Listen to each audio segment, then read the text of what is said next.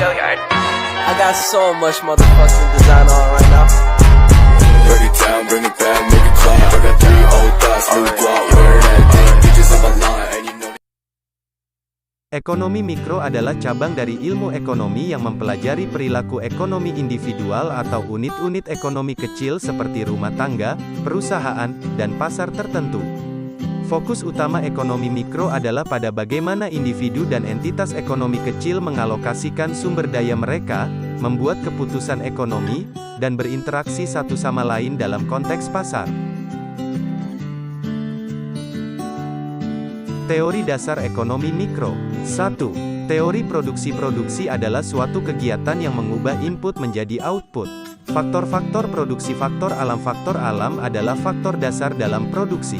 Dikategorikan sebagai sumber alam yang dapat dimanfaatkan untuk kesejahteraan dan kemakmuran umat manusia. Faktor tenaga kerja merupakan faktor pendaya guna dari faktor produksi sebelumnya yakni faktor alam. Modal, capital, yaitu meliputi semua jenis barang yang dibuat untuk menunjang kegiatan produksi barang-barang lain serta jasa-jasa atau barang-barang atau peralatan yang dapat digunakan untuk melakukan proses produksi. Manajemen, organisasi, dalam sebuah produksi hendaknya terdapat sebuah organisasi untuk mengatur kegiatan dalam perusahaan. 2. Teori biaya yang akan dibahas di sini adalah biaya menurut pandangan ekonom bukan biaya menurut akuntan. Bagi seorang ekonom, biaya merujuk pada pengorbanan atau nilai yang harus dikeluarkan atau dikorbankan untuk mendapatkan atau memproduksi suatu barang atau jasa. Sebagai contoh, pemilik bisnis mungkin tidak membayar sendiri untuk waktu dan usaha mereka sendiri, atau untuk memasukkan uang mereka sendiri ke dalam bisnis.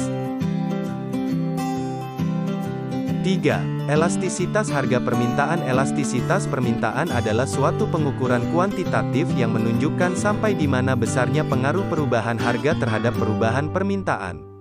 Ketika harga sebuah barang turun, jumlah permintaan terhadap barang tersebut biasanya naik sedangkan semakin rendah harganya, semakin banyak benda itu dibeli. 4. Elastisitas harga penawaran. Menurut Hastutu, 2011, elastisitas penawaran adalah tingkat perubahan penawaran atas barang dan jasa yang diakibatkan karena adanya perubahan harga barang dan jasa tersebut. Elastisitas penawaran dapat dibedakan menjadi beberapa macam, yaitu, penawaran elastisitas sempurna. Penawaran elastisitas sempurna terjadi jika harga suatu barang tidak berubah, akan tetapi penyediaan dari barang berubah. Atau dengan kata lain penawaran elastisitas sempurna terjadi jika perubahan penawaran tidak dipengaruhi sama sekali oleh perubahan harga, sehingga nilai koefisiennya sama dengan gelombang, tidak terhingga. 5. Persaingan sempurna. Pasar persaingan sempurna adalah pasar di mana terdapat sejumlah penjual dan pembeli. Struktur pasar persaingan sempurna berada pada tingkat setinggi mungkin karena di dalamnya terdapat banyak penjual yang menjual produk serupa dan keuntungan yang didapatkan oleh penjual cenderung kecil karena memiliki persaingan yang ketat. Karakteristik pasar persaingan sempurna. Pasar persaingan sempurna adalah kebalikan dari pasar monopoli. Di pasar monopoli, hanya ada sedikit penjual dan tidak memiliki pesaing. Pasaran persaingan sempurna memiliki karakteristik sebagai berikut.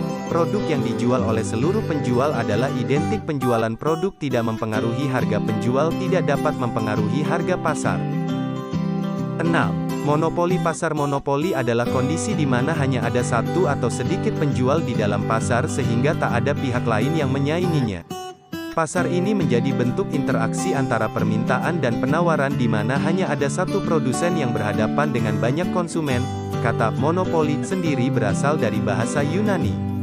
Monos berarti satu dan polein berarti menjual. Ida Nuraini dalam bukunya Pengantar Ekonomi Mikro menuliskan bahwa dalam jenis pasar ini, penjual memiliki kuasa dalam menentukan harga. Ciri-ciri pasar monopoli. Industri. Satu perusahaan barang atau jasa tak punya pengganti, sulit masuk ke dalam industri, dapat memengaruhi penentuan harga, tidak perlu promosi. Pemahaman yang mendalam tentang dasar-dasar ekonomi mikro sangat penting bagi pembuat kebijakan untuk merancang regulasi yang sesuai dan membentuk kebijakan ekonomi yang berkelanjutan. Dengan memanfaatkan konsep-konsep ini secara bijak, pemerintah dapat menciptakan lingkungan ekonomi yang seimbang dan berdaya saing. Secara keseluruhan, Pemahaman terhadap dasar-dasar ekonomi mikro membuka pintu bagi peningkatan kesadaran tentang bagaimana sumber daya terbatas dialokasikan, bagaimana harga terbentuk, dan bagaimana kita dapat berpartisipasi dalam proses ekonomi secara lebih efisien dan berkelanjutan. I got 3 old thoughts, new guap, where that thing, bitches on my line.